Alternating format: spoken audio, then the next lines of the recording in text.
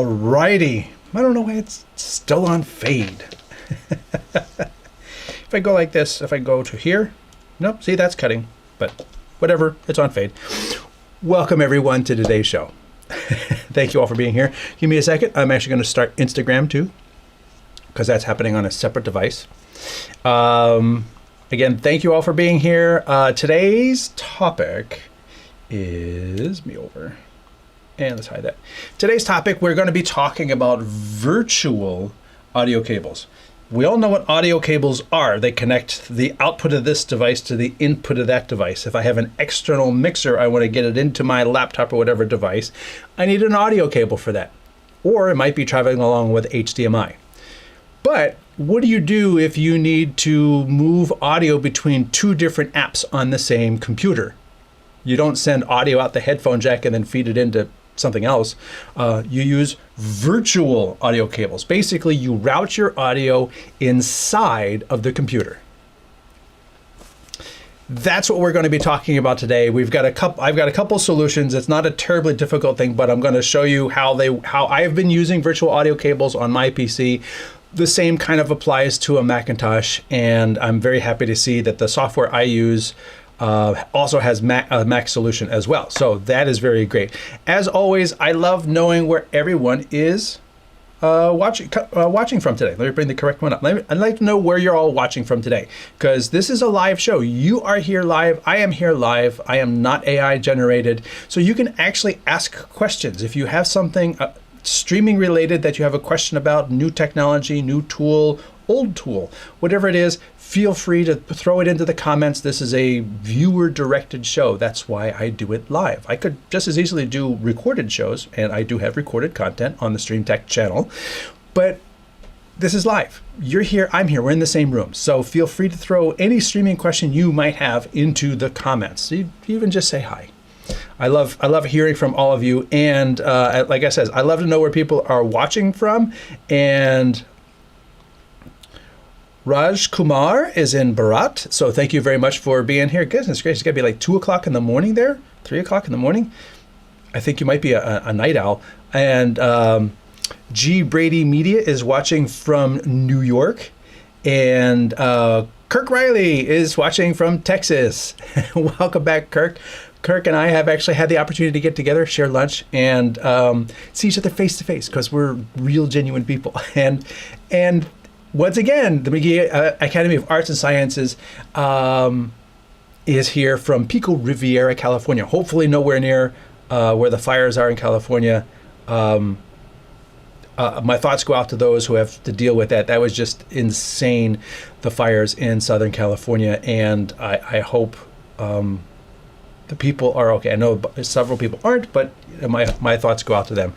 Anyway, once again, if you have any streaming questions, throw them into the comments. I have what I'm going to go through, but also feel free to throw those in there and ask any questions you might have. And as always, I love to let people know where I kind of come from in terms of doing this. On the StreamTek channel, you can find all kinds of information here, not just the videos. You know, with the video section, if you're searching for a particular topic, like NDI, you can sit here and type in NDI. Oh, I can't hit. Can I hit the enter key? Oh, I got to bring up my virtual keyboard. Hit the enter key. Go away. And then it will bring up all the videos that I talk about NDI. So this way, you can search for a topic. If you just got a new video mixer, if you just got a new tool, or you're looking to get into something, you can search the channel over here and get that information directly, you know, and watch a few videos and get up to speed very quickly. There's also a whole host of shorts, just quick tips. Most of them are under 60 seconds because YouTube previously limited us to 60 seconds, so everything I've got on there is under 60 seconds. I haven't got the longer ones up there yet. And then all of the live shows that we've produced here, all of the different live shows are all here for you to like relive in their glorious. And then I've got playlists with regards to different content. The producer conversations can be found here. The StreamTek live shows, NAB content is all right here. It's got its own playlist. And then, of course, if you like and subscribe, you get updates when I make a post about what's going on behind the scenes, things like that. That stuff gets posted here. Interestingly enough, YouTube won't let me post a behind the scenes video here. They limit the posts to stills. I would be kind of cool to have a little video short here, but no, they insist that the videos go here and here. So that's just the way YouTube works. And then also I write for Streaming Media Magazine at streamingmedia.com. So if you are into streaming media, you can go here. I flipped this camera for later. So this camera is now backwards to me. I have all this content here. So there's the Magewell Director Mini 3.0 update, Blackmagic Design Micro Studio Camera review, BirdDog X1 review, Buyer's Guide to Live Streaming Software. All that stuff is here. Just go to streamingmedia.com. They have newsletters you can sign up for as well. I've been writing for them for about 15 years. As always, if you are interested, if you are a manufacturer or a reseller and you'd like to sponsor the StreamTek videos, you can go to streamtek.us. And that will take you to this website, and you can find information including the review policy with regards to gear. If you are on Facebook, of course, there's a StreamTek page. You can, oh, well, that's interesting. You just decided to refresh. So thanks, Facebook. I hate that. You can get this StreamTek page there. And then there's the AirMix page, which I have created for those who are interested in the iPad OS or iOS app. So for multi-camera live switching, recording, replay, editing, audio mixing, wireless, it's an amazing little app, and Teradek made it free. So if you are looking for a really budget solution, it's free. So you can check this out. And there's no support from Teradek anymore because they've let it go, they've released it. But we can all support each other. So that's what this group that I created is for right here. If you are in the Dallas area and you need a stand-up studio space like what I'm using right here for this, you can go to friscostudios.com or friscostudios.us, I should say. There's no .com. And lastly, if you need someone to do live production for you, that's what I do. And you could go to stream4.us, stream for us. And then you can go to the contact page right up here and find out more information about that. So once again, let's come up here. Welcome everyone to the show. I'm seeing the viewer count go up here, and love to know if you haven't already chimed in where you're watching from today. I'll get this right eventually because the camera flips depending on what view I'm in.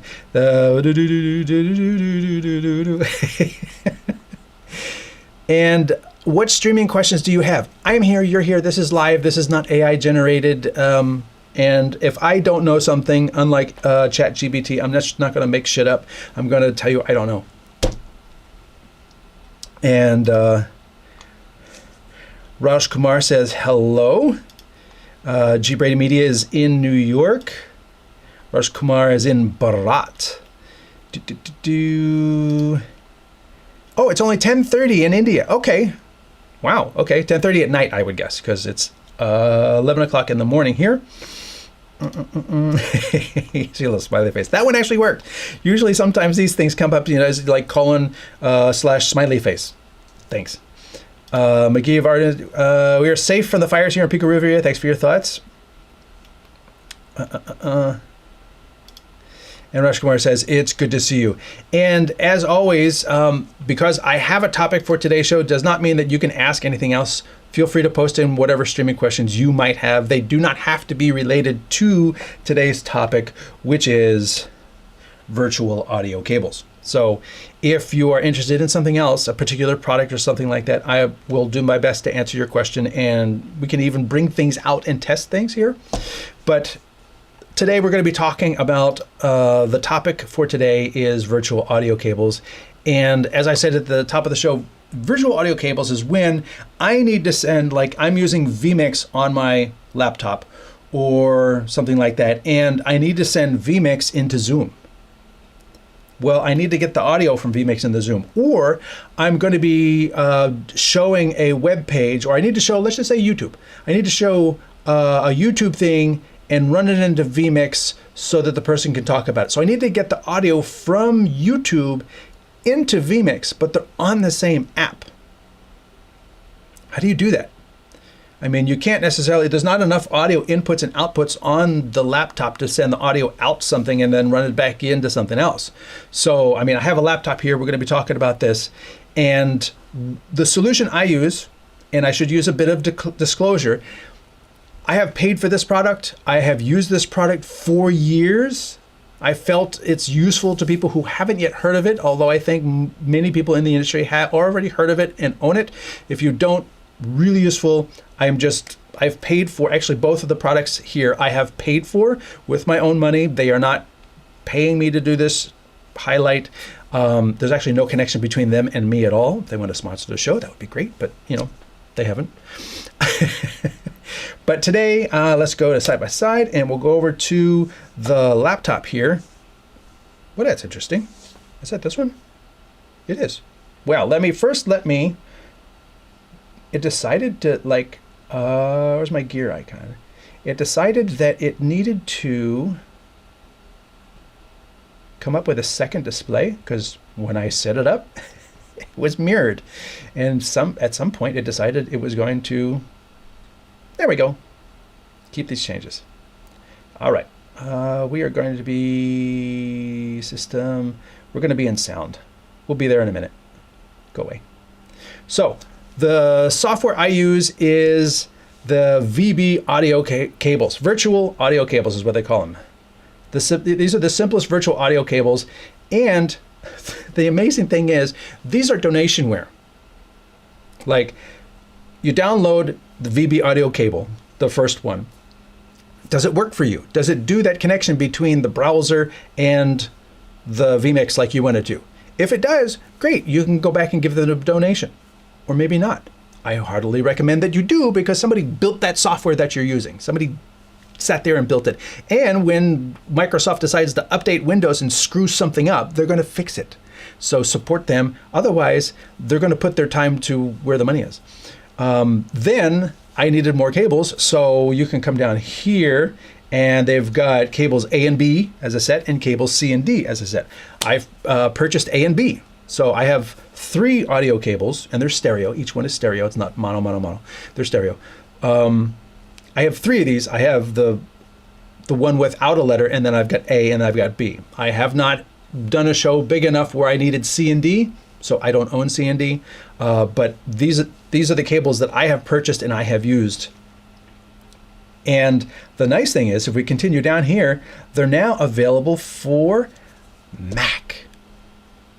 When I started using them, they weren't available for Mac. There was only one other solution available for Mac, and I'll bring that up right here. It was Rogue Amoeba. Audio hijack is what I used back in the day. So you could hijack the audio from your browser and send it into Ecamm or Teams or whatever you wanted to do. And now they've actually got this better tool called Loopback, where you can actually take your sources, and you've got different sources, and you can route things in different directions. It's really powerful. And you come down here, you can see all the different things that you can do with them, record gameplay, use multiple different sources and send them to multiple different destinations. So it's a free download, but it's a purchasable item because it's, I guess, shareware, so that you, after a certain length of time, you're going to need to pay for it. But I have, before the Loopback was available, before Loopback was a product, I was using Audio Hijack to hijack the audio from my browser and send it where I wanted it to go. And so I own Audio Hijack. I will probably need to purchase Loopback because it looks like an even better product for what I'm talking about today. Going back to the VB Audio software, in addition to these virtual audio cables, they have other software, including Voicemeeter, which is like a virtual audio mixer inside the computer, and an advanced audio mixer called Banana. Voicemeeter Banana Advanced Mixer. So you can see there's a little recording tape here. You can have your different levels. You've got different different buses to send things to. So it's a whole lot of audio routing inside of your computer. I haven't needed that, as amazingly. I've never actually gotten to the point where I needed to like get this one to solve an audio problem, but I can definitely imagine if you've got Teams and Zoom and different remote guests and you need to route all this stuff in different directions, this could definitely prove incredibly useful inside of the PC, because there's no point in taking all that audio out and then feeding it back in, or taking it from different laptops through analog audio mixing into another PC that you're doing the live stream. That's one way to do it, but it's going to take a whole lot of hardware when you could just do it like this, and it's got its own dedicated little screen, so you just put that up there and there's your audio mixer. Mike Sabatini says, I like wired NDI. Well, NDI is a network thing. We're not Voice Meter. It's a great software for mixing audio. Yes, but it's a great software for mixing audio. If I don't need this software to mix the audio, if I just need to connect this to that, the virtual audio cables do it. Technically, they're all donationware, so you can get this instead of virtual audio cables. But I find the virtual audio cables, for the way I'm used to working, are point to point. They make sense. You know, I don't have to have this app launched and running in order to have them make the connection. There's a virtual audio cables is an audio bridge between application transmit sound, audio stream from app to app device. Yes, it does. That's exactly it. The potato has more than banana. Yes. If we continue down the list, let's come up here. And here's potato. There you go. When your audio needs inside of your computer are insane, this is the app you're probably going to need. Whew. Install and test it first. And again, these are donationware. So install it, test it, see if it works for you, if you can understand everything that it does, if it solves a problem you need, or maybe, like I says, for me, it might be a little bit of overkill. Mike Sabatini asks, is it possible to power two tail airs using PoE and use NDI with my OBSBot talent? I can use them with Wi-Fi, but I need a more stable signal. Yeah, I can't see why not, because if you're using power over Ethernet, then the tail air, and again, with the OBSBot systems, you need to use their adapter. With the Mevos, you can use a third-party adapter. I have a video on this site for a $20 adapter from Google that will inject power into Ethernet and both power and provide internet, your network connection to a Mevo over USB-C, but it does not work with the OBSBot because the OBSBot require their adapter. Probably some little handshake. But so if you're using their PoE adapter and then you're using a switch with PoE to provide both the networking and the power that goes to the OBSBots, then you connect an unpowered or powered, it doesn't really matter, to your OBSBot talent, then they're all in the same network, and that should actually work beautifully. As long as you can run that one wire to the device, your Ethernet cable can run 300 feet or whatever it is, then that should work just fine and dandy. And Mike Sabatini says, I have the OBSBot adapters. Cool, you should be good to go. And it doesn't stop you from using Wi-Fi as well. So you can have those two wired as your main solid cameras always available. And then you can still add, if you have a wireless access point connected to that LAN that's not also issuing its own DHCP, if you can have a WAP connected to that LAN to also make it available over the air, then you can have additional cameras that are wireless, you know, and if there's ever any wireless issue with those, you got the wired cameras to always cut back to that you don't have to worry about connectivity. So, boom. Again, thank you for the question. And as I said in the beginning, you know, it's an open show. I'm here, you're here. You know, I'm happy to take on any challenge you might pose. Has the gauntlet been thrown? And if you've just joined us, let me know where you're watching from. I love to know where everybody is watching from, because this is an international show. We've got India in the house. We've got across the U.S. in the house. Probably got a Canada and maybe somewhere in Europe, but they haven't chimed in yet. So feel free to let me know where you're watching from. I am going to continue now with the demonstration. So anyway, over here, I'm going to hide this now. I've got my laptop. And what I want to do is I've got my browser here. Oh, okay, I've got it set up right here. I've got my browser. Hey, I'm watching the StreamTek channel. And there's this thing talking, but I need to pipe this into vMix so that I can bring it up during the show and show a clip of this during the show. I'm not actually going to be making it part of today's show. It's just happening on a separate computer, but you get the point. And what happens is this audio needs to travel virtually, since I don't have a physical, there's not like somewhere in YouTube I can plug something in and then plug it into vMix. So let me go over here. I'm going to open do not like Windows 11 vMix. I don't know why I don't have this pinned. I should. Waiting for the little icon up here. There we go. I'm going to take this opportunity to pin it to my taskbar. So here's an empty show. Nothing there. And there's no way to, you can capture the video, you can grab the screen as a source in vMix. You can grab that screen as a source in vMix. That's easy. But grabbing the audio, that's a bit more of a challenge. So the way I use my audio cables, you actually have to go into the system, interestingly enough. So we're going to go back to the system sound thing. We're going to come down here to the bottom where it says volume mixer. Now, again, the VB Audio, Banana, etc. mixers probably do this for you, but it's also right here. So here's my system sounds. Here's my Microsoft Edge, which is playing the audio. Here's my vMix. So from here, from Microsoft Edge, where do I want the audio to go? And this is where I tell it where to go. So I want this audio from this thing. Do I want it to go to the speaker so that I can hear it? Do I want to send it to cable input? So again, this is the cable without a letter next to it. That's the first one that you can purchase.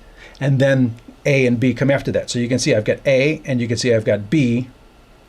And because I've got HDMI out, so you can see this, I can send the audio out HDMI on a wire. That's great. If I want to send it into the Blackmagic physical switcher, I can do that over HDMI. So I can send the screen and send the audio with it. So in here, I'm going to send it to the cable. The system sounds, I don't want on that cable. So I'm going to send the system sounds output device, I can say is default. And the default device is the Realtek speakers up here. So when the system beeps, for whatever reason, an alert comes in or something like that, that's not part of the show that I'm sending to vMix. So now that I've got that routed, go away. I'm going to come over here. I'm going to add an input. I'm going to add an audio input. And then I'm going to come up here. And then here's all my different audio inputs. And there is cable, cable A, cable B. Now, by default, when you are picking an input, it's looking at the output of the cable. So it's kind of like already doing half the work for you. You're not going to see inputs and outputs when you're looking to bring something in. You're only looking at the output of the cable. So I'm going to bring in cable A, and then I'm going to say, OK. And there's the audio. That's the audio from the YouTube, which is playing over here in the browser. And if I stop this, pause, and I go back into vMix, there's no audio. And if I come back over here in YouTube and I hit play, then I go back into vMix, there's the audio. Now, if I needed to send the output audio of vMix to Teams or something, I can do the same thing. What I usually do is I take bus A and I go to the settings for the audio outputs, and I can send bus A, it's not just enabled, but it goes to cable input B. So now, whatever goes into bus A is going into that virtual audio cable. So I say, okay, it's going to ask me to quick restart. Yes. And I got to give credit to vMix, no sponsorship. When it does this really fast. So now I've got A, but there's nothing going into A because I haven't activated it down here. So when I activate that, now that is going out to that channel. So I could actually have audio passing out, in and out, without actually being part of the program, which is also handy if I need to, if I have a return audio feed to guests on Teams, so they can hear the program, but they can also, I can have a talkback mic and I can talk to them. My voice is not part of program, but my voice is part of that channel A that is being fed out to the remote guests in Teams. And they get to hear me, hey, Mike, you're going to be on in 2 minutes. So that's a great way to do that. And I have a video on building a project in vMix, sending a custom return feed that's on the StreamTek channel. You can go look that up. Just search for vMix. So that is a quick tutorial on building that loop, routing your audio from within vMix, the operating system, and whatever your source might be. Is you pick the virtual audio cable as your output destination, and then it comes into here. Now, with the system, with browsers, you have to do that in the Windows system. If you're using Zoom or something like that, it'll actually give you a choice for where you want your output audio to go. So you can actually do that within Zoom. Zoom, send this audio out to virtual audio cable A, and things like that. So that way, you can send your audio, all the way around. But again, part of the challenge with all of this is these are virtual. You can't see them. So you kind of have to, it really helps to have a pad of paper and map this stuff out as you're assigning it. So you sit there and say, okay, I'm going to assign the browser, oh, wrong mouse. I'm going to assign Microsoft Edge to VB audio cable. So I write it down, browser to cable input. I kind of wish it had a letter, because you've got A and B, and then when you just say cable input, it kind of makes you think, which one, A or B? So maybe you buy A, B, C, and D, and don't use the other one, just for the sake of simplicity. But you can send, okay, I'm going to, I could do that here. I can say, okay, this is going to A. So now you can actually see, as soon as I did that, the audio in vMix stopped. If I go back to cable input, there it is. If I go to here, cable A, it stops. So then I come over here, and then I'm going to add an input, audio input. I'm going to say this is A, and I'll say okay. And now there's cable A. And you can see A has the audio and the unlettered input does not. And I could literally switch between them to show you, that this is happening in real time. Come back to my system. All right, close that sound. Come all the way down the bottom. Volume mixer, Edge. And then I can go between the regular cable input, boom, there it is, and the cable A input, boom, there it is. And that's how fast this stuff works. It's instantaneous when you do that virtual patch. So it can get really hairy. So definitely pen and paper, write it down, or once you've got a system set up for a certain show, you can actually kind of count on it being reliable and it's staying there. But I can't always guarantee that Windows updates don't reset your audio setup, because this control panel is very important. It's a little bit different in Windows 10, but you have the same functionality in 10 as 11. It looks a little bit different in 11 than it does 10, but functionally it ends up being the exact same thing.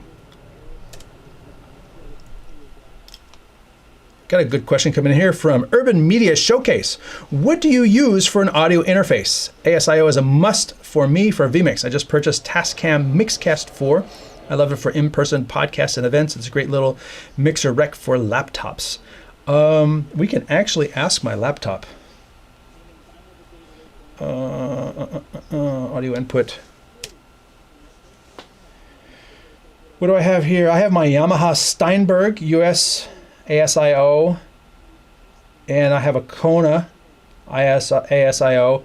I don't have the Tascam up here. Decklink audio cables. I have a Tascam 8 channel, or is it the V12, and a LiveTrack 12 or 8, been a while since I used it.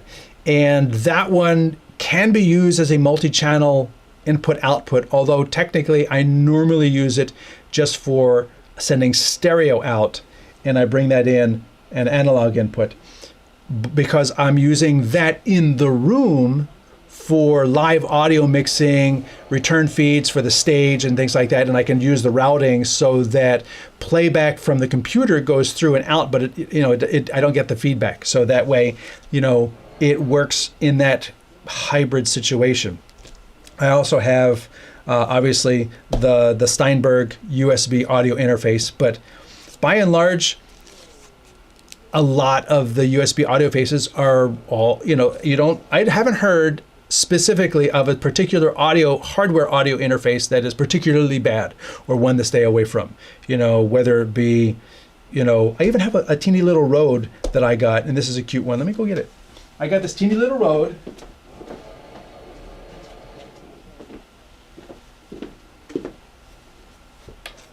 Audio interface. I got this teeny little Rode audio interface because it's literally the only one that will fit within a rack space. For whatever reason, when all of the other manufacturers make these things, let me get the other one.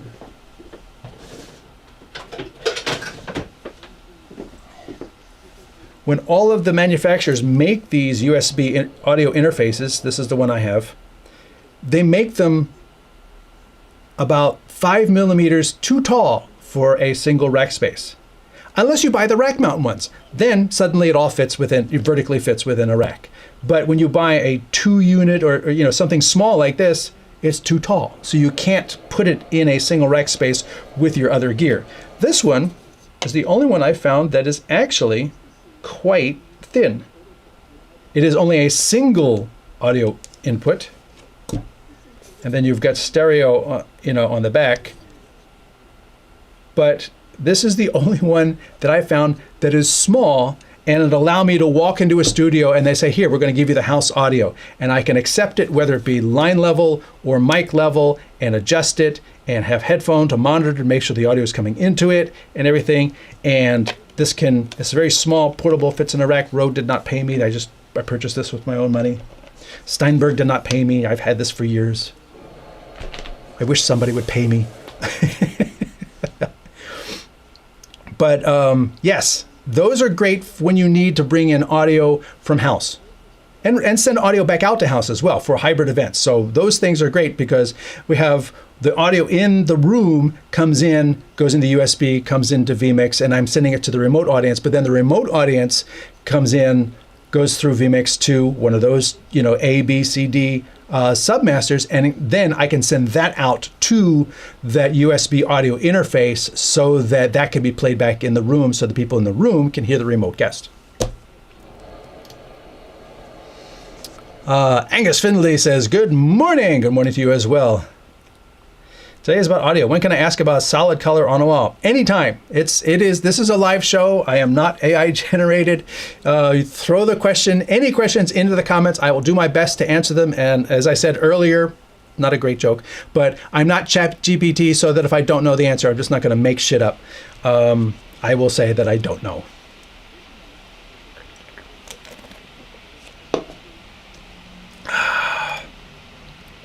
Agreed. ASIO is definitely important. Yep.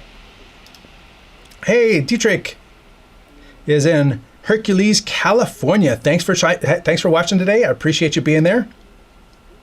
What a 4-channel interface recently, it squeezes pretty nicely into a single rack space. Awesome. Yeah, it seems like if you get to like the 6 and 8, all of a sudden they're built for a rack and they fit and they've got rack ears and everything. But it's almost like if they don't have rack ears, then there's some sort of unwritten rule for all of them. I've worked with different companies, 5 different units over the course of many years. If it's small, then it's like an unwritten rule. We have to make it too tall. We have to. Shh. But for whatever reason, if you want to buy something that fits in the rack, we're going to make you buy our 8-channel unit. Urban Media Showcast, the Mixcast has built-in Mix Minus. ISO recordings and ASIO with 12 channels plus stereo out. It also has Bluetooth for calls. You should check it out. Mixcast. I will check it out. You know what? That's why I've got this thing here. Mixcast. I read it down. Thank you for the tip.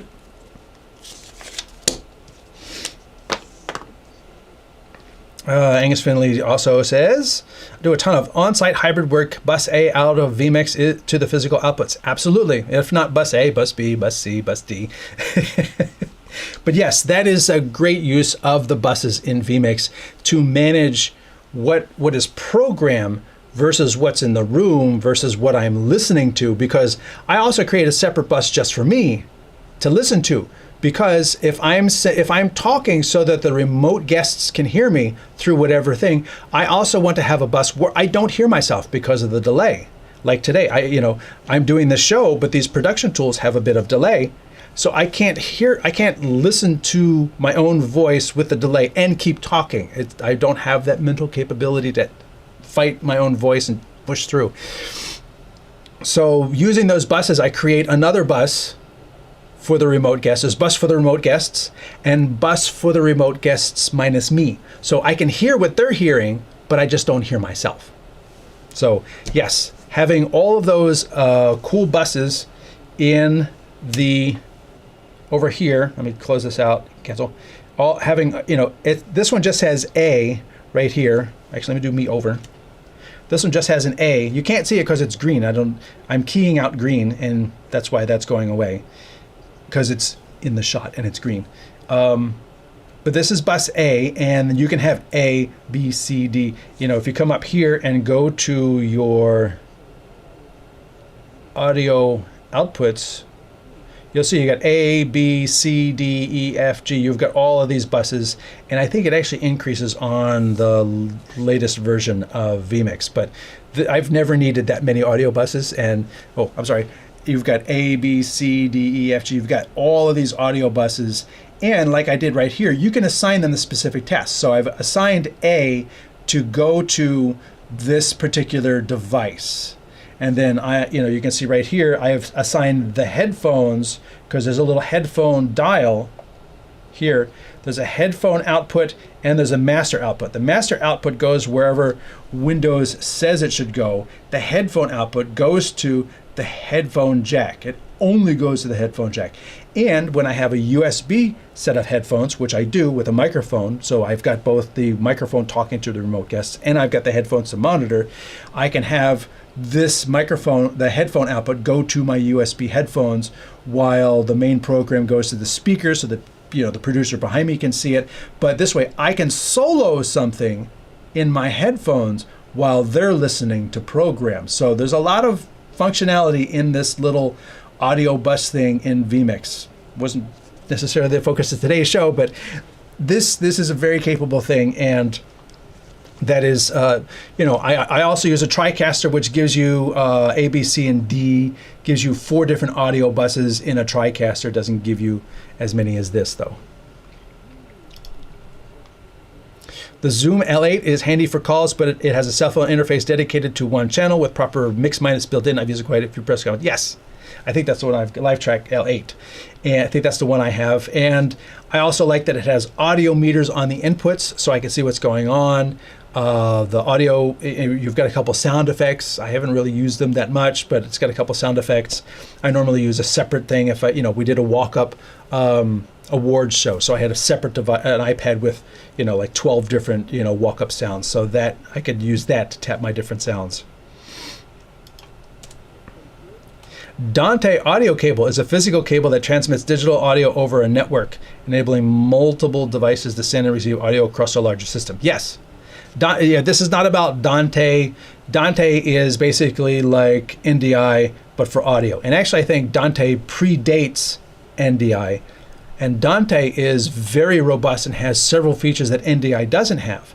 Like Dante, for mission critical things, you can actually run 2 Ethernet cables so that if one were to get a cut, it would automatically switch so fast you wouldn't even hear it to the other cable. You can't do that with NDI. You can't make 2 connections on NDI because then it's going to get confused as to what's going on. NDI doesn't understand multiple paths, whereas Dante is designed for that additional robust reliability and redundancy. So Dante definitely is a kick-ass system. And Dante also introduced an AV spec. So Dante is trying to get into NDI and NDI has an audio spec, so you could say that NDI is trying to do Dante. But I've seen systems where they kind of coexist, although if you have a Netgear router and the Netgear AV router, it's usually best protocol to put your NDI on one VLAN and your Dante on another VLAN so that they're not really conflicting with each other.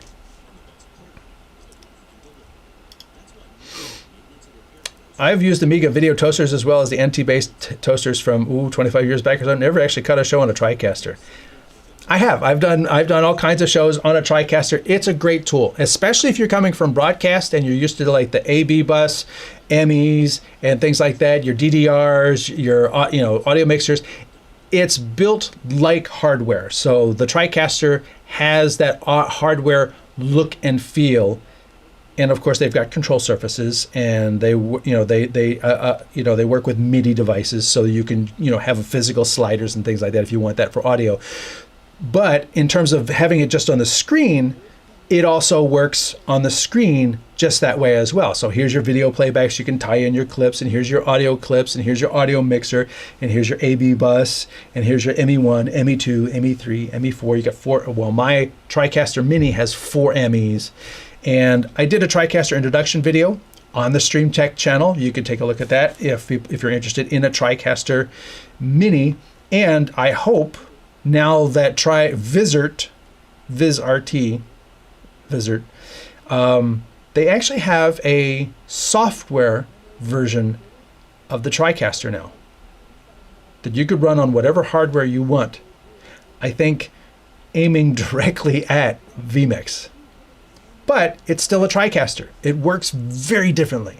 It still has the same limitations. If it's not part of those 4 MEs, you don't have 10 layers like every input in vMix. You don't have you build it from the ground up. So if you're looking for something where that was the magic of a TriCaster, is that mine has 4 physical hardware inputs and 2 outputs. Without understanding what's going on, if you plug something into one, and then you go on the screen and you click 1 in the program bus and you look at the program output, there it is. You didn't have to program anything. You didn't have to set anything up. You didn't have to build anything. That's just the way it works, like a piece of hardware. That's the magic of a TriCaster. Whereas vMix, when you call up vMix, when you call up vMix, this is what you get. You get a blank slate. Now, I've added 2 audio inputs to it, but do you see any video inputs over here? No, you have to assign this particular hardware to that. You have to go in there and do that. Whereas right here, vMix is a blank slate. This is a blank piece of paper. You can build amazing things. You can write amazing stories from a blank piece of paper. Whereas a TriCaster is more of it's following the methodology of hardware mixers. So somebody who used to working with hardware can sit in front of a TriCaster and do a show without having to learn how to operate a piece of software. That's the magic of that. So I appreciate you all being here. As I said, I've covered the virtual audio cables. If you've got any more virtual audio cable questions, let me know. I appreciate the mention of the Mixcast. I will check that out. And as always, I appreciate you all being here. If you haven't already subscribed, do subscribe to the YouTube channel, because that is, where I let people know what's going on. That is where all the content is. That's where you can find everything about StreamTek is right here on the YouTube channel. And as I said, you can use that if you're interested in NDI or if you're interested in a TriCaster. I'm going to click on, let's go to the videos. Oh, I'm on the wrong screen. You go to videos, you click on here. I'm going to call up the little virtual keyboard, and I'm going to go TRICAST. I'm going to say search, and then in the cloud. Oh, interesting. TriCast. Interesting. Do I have to spell the whole thing out?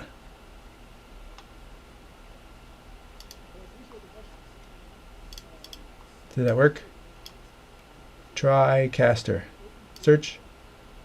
There it is. Interesting.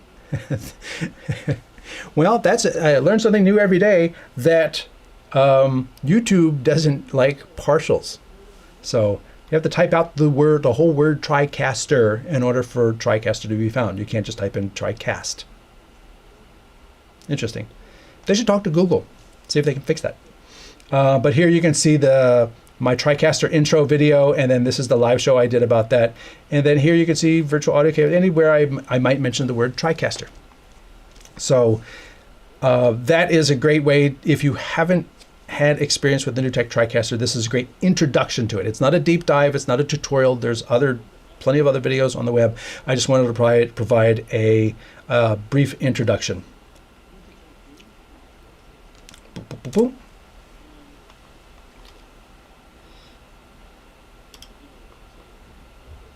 Raj Kumar says, I'm using YoloBox Pro and YoloCast. Great tools. I've got plenty of YoloBox videos on this site, and the Ultra is taking them even further and further in capability. Again, these are like blank slate tools. So when you create a project in a YoloBox, you have to build all your picture-in-pictures and things like that. It's a new way of thinking. It's a new way of producing, but it's very affordable, and it allows users to produce shows very affordably, and it's really compact and portable. So in terms of having to be able to be mobile or set up with a very small footprint, just all on a tripod, the YoloBoxes are great little tools. My earliest live streaming experience is all in SD using MX20 and a stack of monitors. Yep, I think we probably started about the same time. and I was there with the video toaster and an Amiga, 2500 with 4 SD standard def inputs. But it did what normally in other production hardware would have cost $25,000 or more, and the toaster did it for like $5,000. So it was amazing.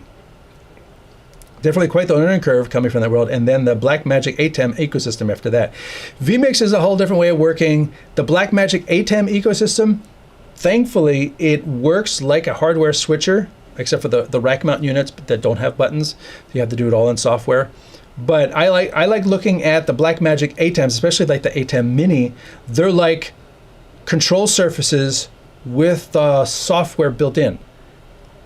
So as opposed to like getting a StreamTek, which is just buttons, when you buy the ATEM Mini, you're buying the actual hardware too. It's inside, and then the control surface on top. So it's not really a hardware-based video mixer. It's still software. You can do everything via software remotely, but so you're not physically clicking inputs. This button is basically a control surface telling the software to change inputs, as opposed to physically making a physical click change. So that is interesting. And then, as you say, with central control, we have all sorts of the ability to connect multiple types of things, multiple different control surfaces to multiple different solutions, and not just central control, but StreamTek Companion can do things like that, and Scarhoy controllers can do that as well. You can have one Scarhoy controller mix the audio, switch the video, control PTZs, all on one control surface, and you can toggle between modes. You can assign different buttons for different things. The buttons are actually like rockers, so you can like switch between inputs, but then if you rock up, it's volume up and volume down for that input. Very cool stuff. So there's a lot of solutions out there for people who are used to hardware, but getting into the software solutions as well. Do you ever use external Thunderbolt enclosures with a video card for inputs? I don't, because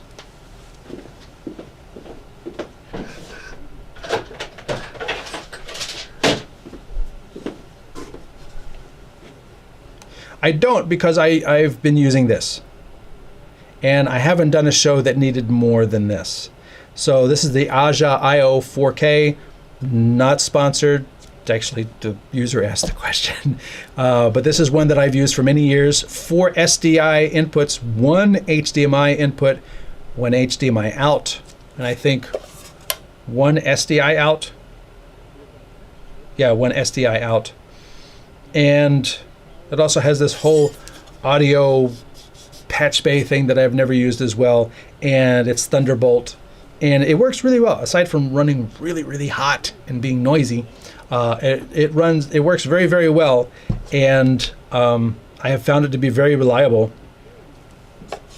in terms of doing what I need it to do. The downside with the Osee, and you can tell this is not sponsored by Osee because, man, their software is just mind-numbingly obtuse. I actually have a cheat sheet on my rack where this is typically housed. I have a cheat sheet telling you that if you want to use the HDMI has to be input 1. You don't know that anywhere else, and it doesn't say that on here. It doesn't say that in the software, but only through experience. You say, oh, I want to add HDMI 1 for the laptop, and then SDI 2, 3, and 4. Well, the HDMI can't be added to 3 and 4. You have to go back to 1. It's just, oh my God, really? I don't know why it's that way, but it is.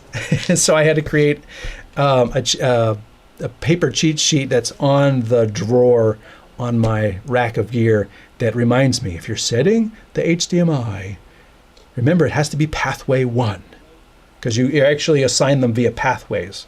And if it's like, oh, I've got my camera 1, camera 2, camera 3, and then that's on SDI 1, SDI 2, SDI 3, and now I want to, oh yeah, we got a laptop. Okay, now I have to move all my SDIs to put the HDMI on 1, and then SDI 2, 3, and 4. You'd think with software you could just assign stuff where you want, but not with this.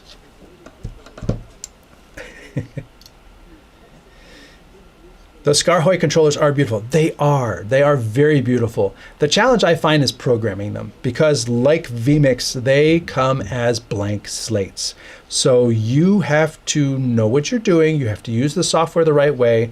Then you have to download the package for the Panasonic camera you want, and the Blackmagic mixer, and the whatever hardware you're using. You can add those specific modules into your device, and then you have to go through button by button and tell it what it's going to do, and it just takes time. But once you get it set up, I mean, those things are great. Plus, they are computers. It's not like a control surface that requires a computer to be able to relay the information to the device. The ScarHoy are computers.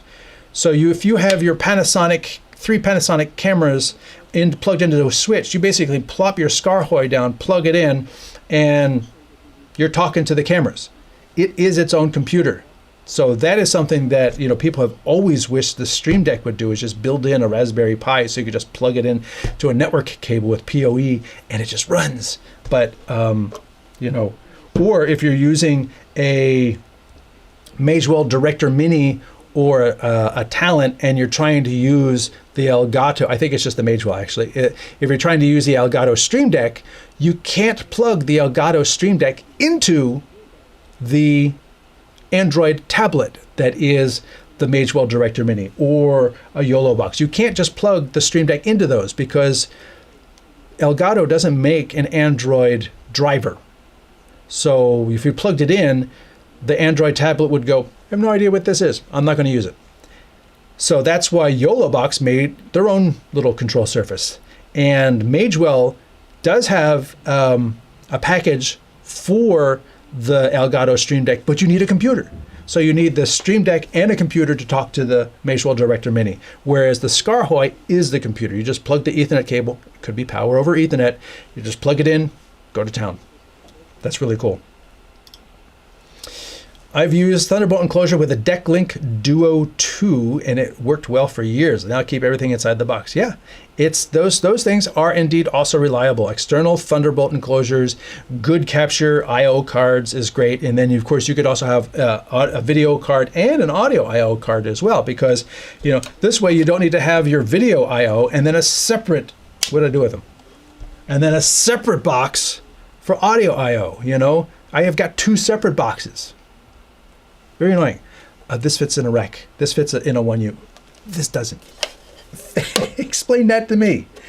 The Osee fits in a 1U. This does not.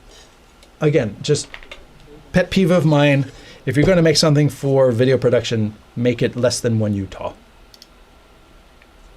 Those are expensive, but very nice. They are. I purchased mine used, probably off eBay, but very nice, very reliable. You know, there's my company, Stream for Us, and you know, they're tools. They're one of many solutions, one of many ways to solve the problem. This is what I chose to use. This has been working well for me. If it didn't work well for me, I would have sold it and bought something else. I have a few of the smaller dedicated Thunderbolt Blackmagic boxes. They're excellent little problem solvers, and I use an SDI output box with QLab all the time. Yes, I have one of those as well. So just to illustrate,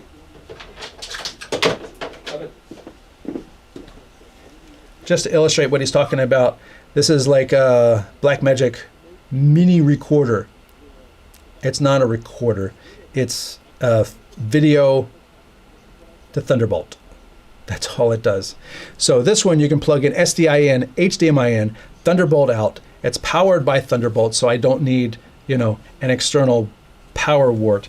The thing I've always wondered though, these are designed for Thunderbolt 2, but you can run them into Thunderbolt 3, which is faster. And I always wondered if, because they're limited to Thunderbolt 2, would I be doing too much if I added, because there's pass-through. There's a Thunderbolt in and then a Thunderbolt pass-through on the Osee. I've never tried it. And then I could have 5 inputs instead of 4. Curious if anybody's ever tried that. Let me know. Put it in the comments. But anyway, I appreciate you all being here. We've rounded out the hour, and I think the virtual audio cables are a great way to facilitate production completely in software and enable great functionality with a very low cost. Again, the VB virtual audio cables are donationware. Let me click over here, hide. The Rogue Amoeba loopback. Let me bring that up again. Go over here. The Rogue Amiga loopback is, you know, again, that's interesting. Is basically doing this, and oh, I know what's happening. Let me come in here. Let me come up here.